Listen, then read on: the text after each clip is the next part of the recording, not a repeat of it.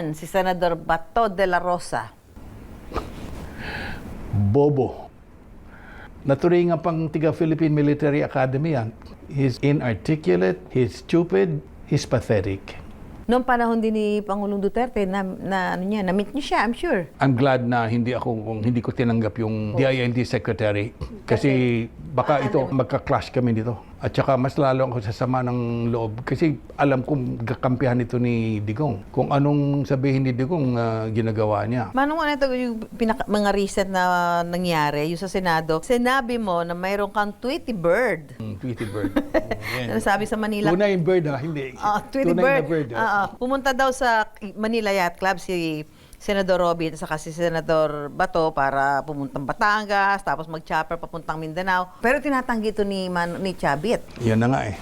Hindi ko naman siya pinangalanan pero umiyok. Kasi reliable yung source ko eh. In fact, iniskortan pa nga ng mga pulis yan eh. Ng Southern Police District. Going to? Manila Yacht Club. Gaano ka-reliable yung source mo? Let's just say nasa Coast Guard Auxiliary siya. Na-witness niya. Yes. Di ba ng Coast Guard, alam nila kung ano yung mga movements ng mga vessels. Mahirap naman kasi magsabi-sabi. Kasi mawawalan ka ng credibilidad.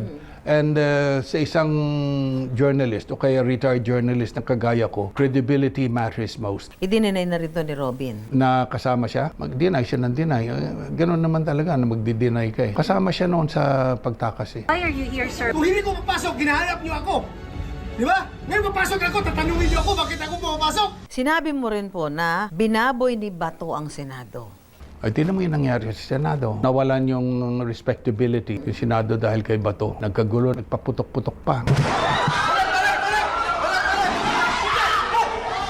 Binaboy ni Bato at saka ni Cayetano yung Senado nung pinotektahan niya si Bato na ma-arrest. Dahil lamang ay gusto niya maging Senate President, pinalabas niya si Bato. Siguro na-convince niya, walang katotohanan na ma-arresto ka, walang warrant sa iyo. Kumbinsido. Kaya nga raw si Bato, sabi, lintik, sabi niya, hindi ko akalain na totoo pala yung sinasabi ni Trillanes Na may warrant na siya. may warrant.